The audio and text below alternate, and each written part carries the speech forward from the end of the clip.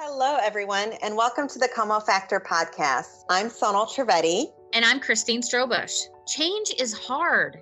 Transformative change can feel overwhelming and out of reach. When you use the Como Factor as your guide, you will discover that you can accomplish more than you ever thought possible. Join us on this journey as we discuss real-life, personal, and professional transformation stories to inspire you to take action and achieve true transformation with sustainable results.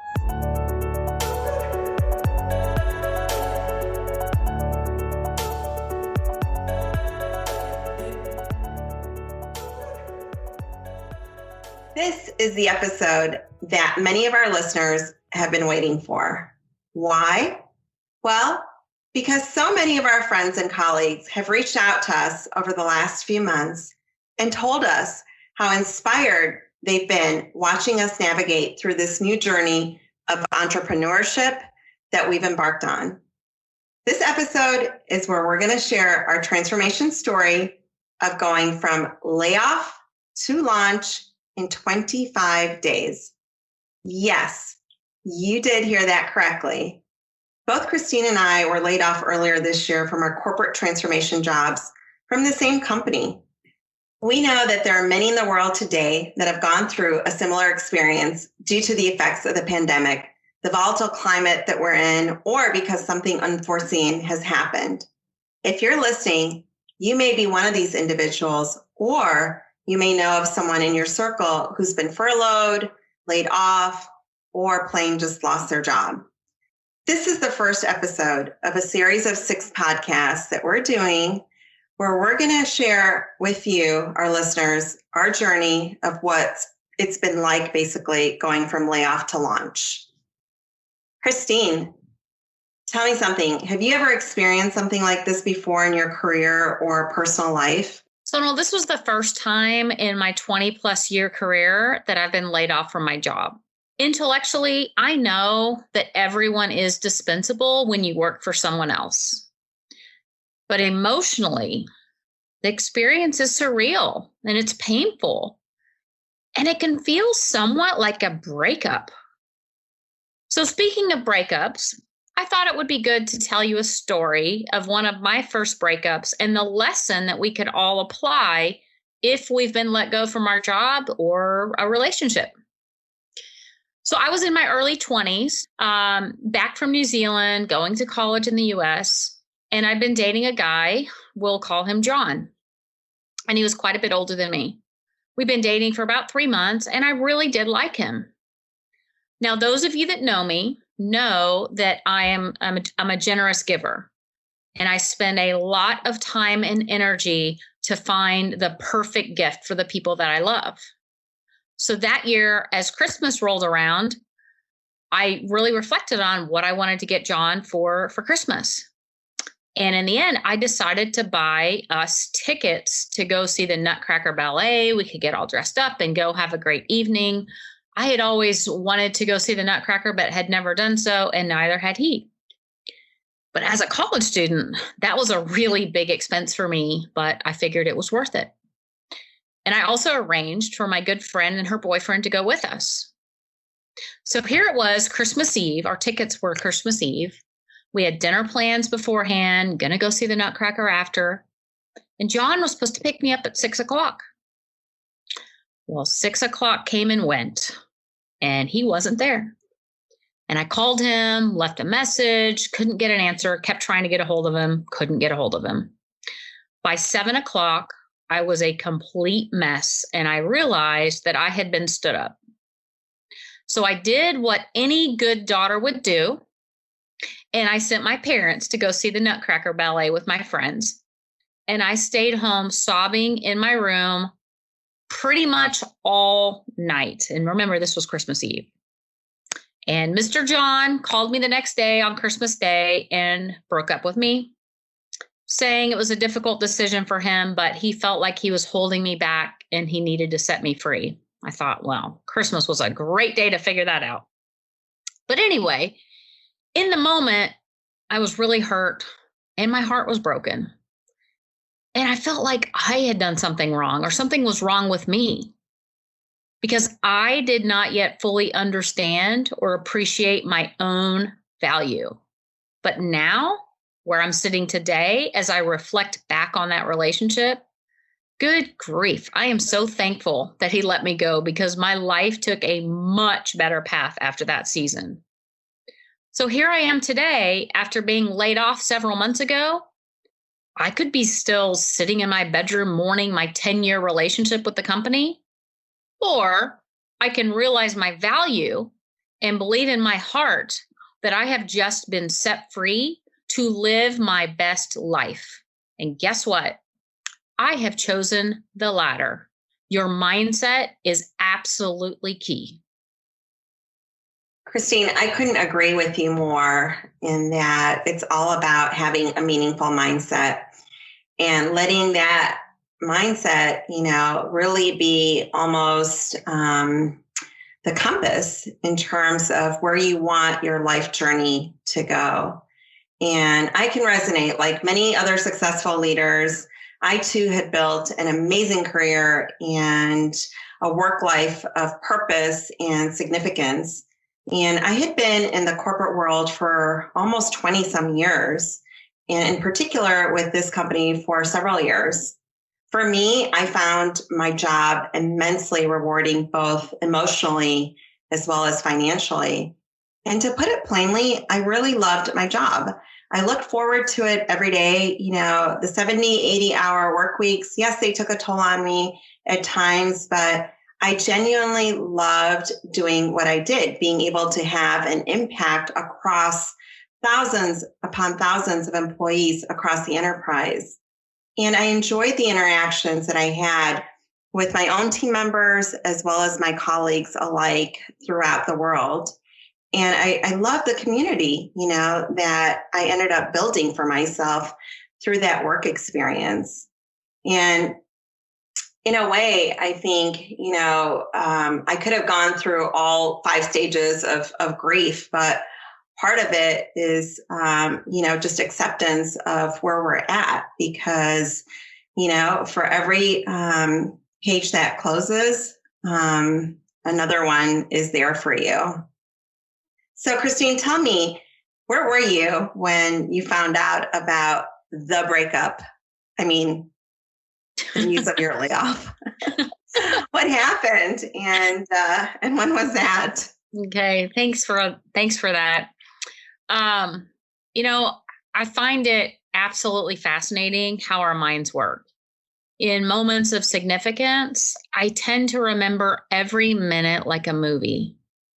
And I remember that day, the National Day of Prayer, like it was yesterday. I had this incredibly full morning. I had 7 meetings on my calendar that were all going to be done before noon. And as usual, I woke up early to prepare for the day. And when I logged into my laptop, I discovered I could not get connected to the internet. Now, remember, this is in the middle of the global pandemic, so everybody's working from home. So after troubleshooting everything, we looked at everything, got my husband up, we discovered that our internet service was completely down. There was an outage in our neighborhood. Like, of all days, this hadn't happened. We'd actually had good service up until then, but, on this specific day with a really packed agenda, so the stress was kind of heightened for me. And basically I realized I was screwed. I was in a bit of a panic. Finally, I was trying to think, can I go to Starbucks? Nope, can't do that. There was no great option to be able to go somewhere for Wi-Fi. So finally, my husband was like, why don't you just go to work with him? He was going into the warehouse that day. So I packed up my things and we all went down to the warehouse. And when I say we all, it was my husband. It was our first grader, Grayson, at the time, and our Doberman, Maverick, because Grayson would go down there a couple days a week. He was doing online school and the kid would get so bored. So we let him take the dog. So we all took a 1-hour trek down to the warehouse. So needless to say, after all that bit of a panic, I ended up missing the first 2 hours of my meetings, which I don't do. So that was already had caused me a bit of stress, but I was finally able to get set up in the conference room there, had good connection. and was able to conduct a number of my meetings. And then during my very last morning meeting of the day was when I received the news that I had been impacted by a reduction in force. Sonal, let's pivot over to you. What about you? Did you expect this news, and what do you remember from that day? Christine, it's a lot like being a really, really good basketball player who's on an all-star team. Just imagine being a great player and even being in the starting lineup at each game, but not expecting that you're going to get cut from the team. Imagine what it would have felt like being cut from the team midway through the season without any kind of warning. So I look back and I remember that day very, very vividly. It was a lot like being that starting lineup player that just got cut. I was working remotely as the pandemic had already affected our ways of working. It was very early in the AM, and I was already on my third meeting that day. Mark hadn't left for work yet, and he was in the other room. Anyone that knows me knows that I'm an extremely professional leader. So my reaction to the news was very neutral and accepting, but inside I was heartbroken. I knew that what was being told to me was very, very real.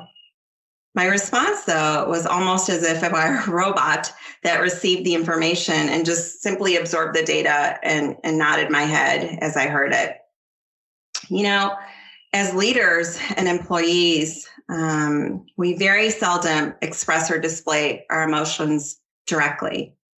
As a result, the burden truly becomes ours in the workplace. And needless to say, I was very shocked and very surprised by the news. And then I think to myself, as a person, I have an extremely high EQ or emotional intelligence. I'm able to recognize and understand emotions in others as well as myself very well, and use this awareness to manage my behavior. So again, externally, I was very composed. Internally, though, in that moment, I compartmentalized everything into my head into a box, probably labeled something like WTF. Sonal, WTF. Is that, what's that for? Exactly. Something like that. Yes, exactly.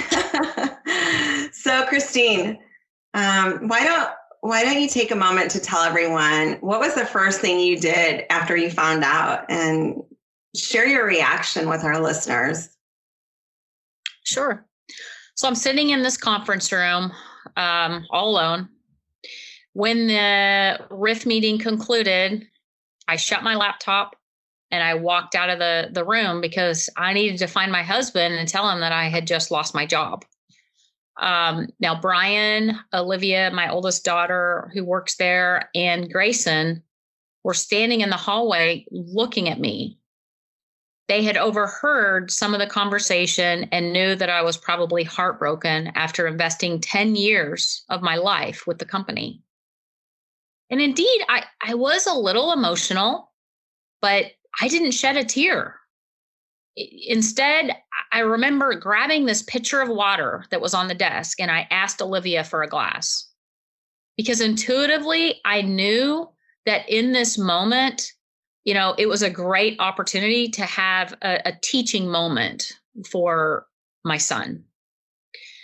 You see, I had indirectly experienced the effects of a company layoff once before. It wasn't mine, though.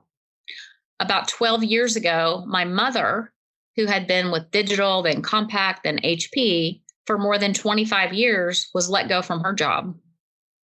And she was absolutely devastated. And she struggled to find her identity separate from that company. It took her nearly a year to find and get comfortable with what became her new normal. And I had seen what happened to her, and I empathized in a major way. And I decided long ago that I never wanted to let a company have that kind of impact on me. So anyway, all this is going through my mind, 5 minutes after this meeting's over. I asked for this pitcher of water, and I poured the glass halfway full of water. And then I asked Grayson about the water in the glass. I'm like, what do you see here? And he said, it's a glass half full of water, Mommy. And I said, yes, Grayson, it sure is. And this is how we need to look at life. We should always try to see the positive side of things and maintain a positive mindset. We cannot always control what happens to us, but we can and we must control how we respond. And I choose to see this layoff as a glass half full event. And they all looked at me. There was just a moment. And I believe we will all remember that very moment of the glass half full of water for the rest of our lives. I love that, Christine. And I especially love the inspiration that you got just watching your mother go through it and knowing that, if the day ever came, that you would react very differently. So let's dive a little deeper and tell our listeners about the first 24 hours after the news and what it felt like. So, Sonal, you and I talked at length, obviously, and in that time frame was when we decided that we were going to move forward, enact the Como promise and start our own business. But we also agreed that we were going to give ourselves the next few days to just be, to feel all of our emotions. I didn't want to suppress anything. I wanted to make sure that I felt it and then let it go. So I tried to treat those couple of days kind of like a vacation. But when you're in the middle of a global pandemic, it doesn't feel very much like a holiday. When you're so used to working nonstop for such long hours, and all of a sudden you have no work to do, I had no work to transition. Basically, the work just stopped in a moment. It's a very surreal feeling, one that I have never experienced before. But when I think about that, we are human beings, not human doing. So I need to be comfortable just being. So I've got this quiet corner in my bedroom with the most comfy chair and this little small table.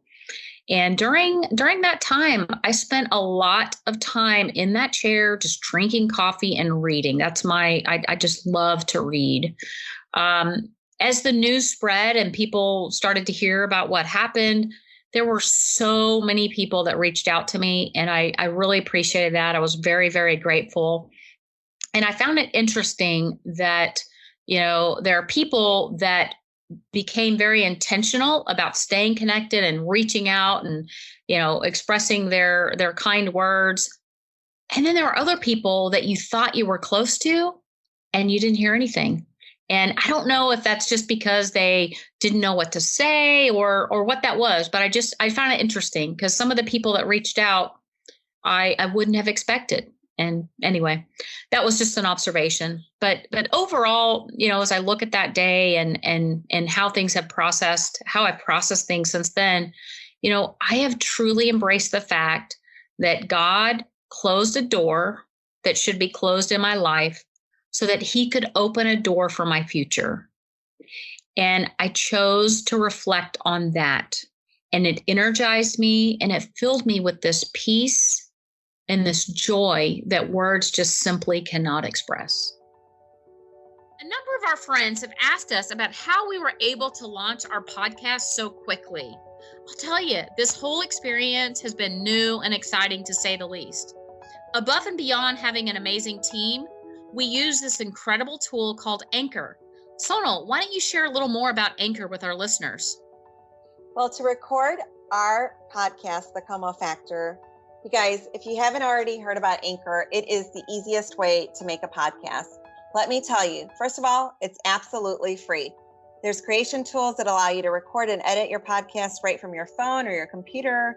Anchor even distributes your podcast for you, so it can be heard on platforms like Spotify, Apple, and much more. You can also make a few extra bucks from your podcast with no minimum listenership.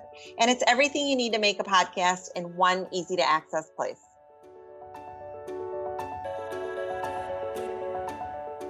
you share with our listeners about the first 24 hours for you? Goodness, I think back and first of all, I can't believe that it was only a couple months ago.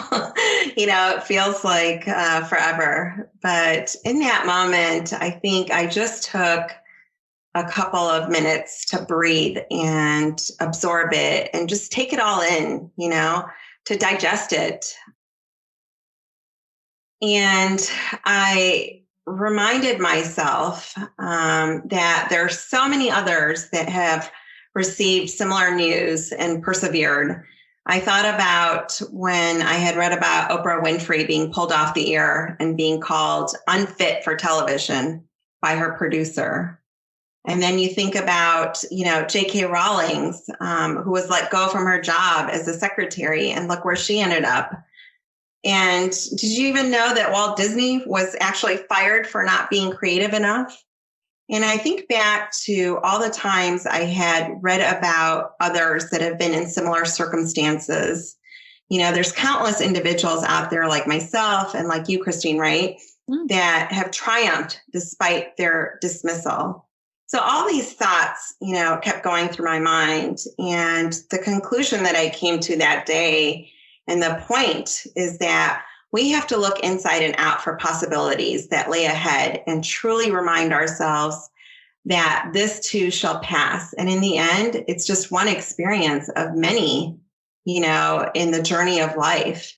I also think back to the countless phone calls and text messages that I received as the day progressed after I had got the initial news, of just an outpouring of support and compassion and shock from other colleagues, about the news.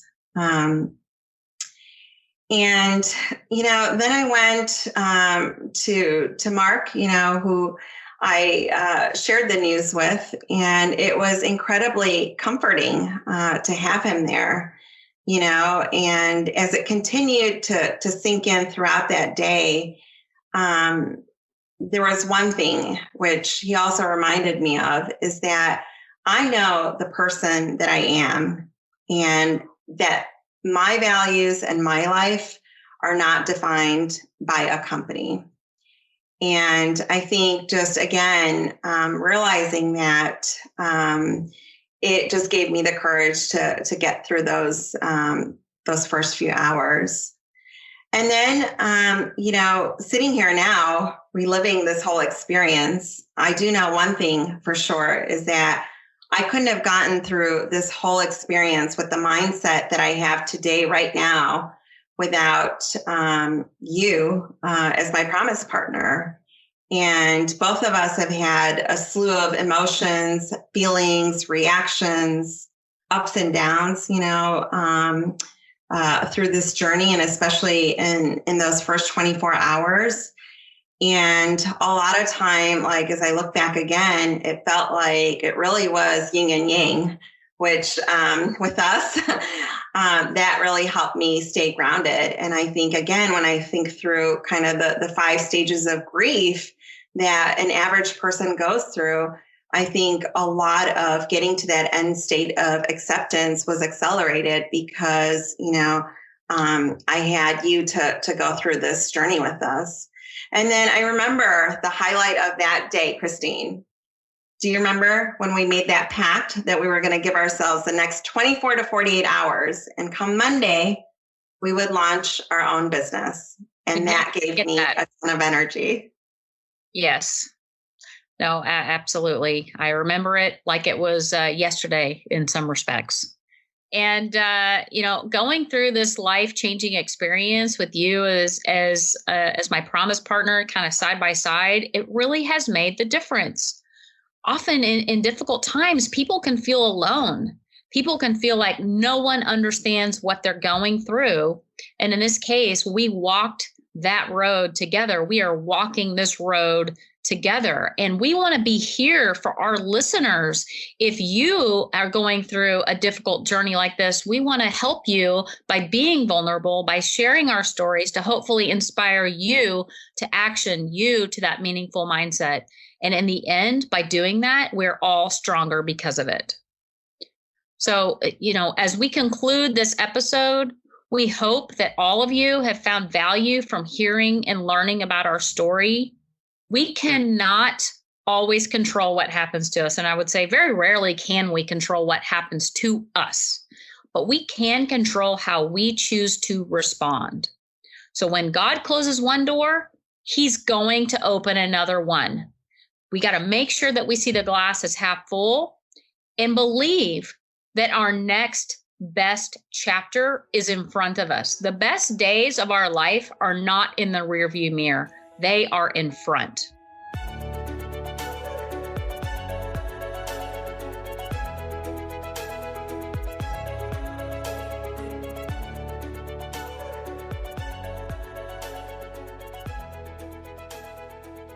Has your job been impacted by the global pandemic and marketplace challenges? Do you feel like your life is chaotic? Is it stressful? Is it out of control?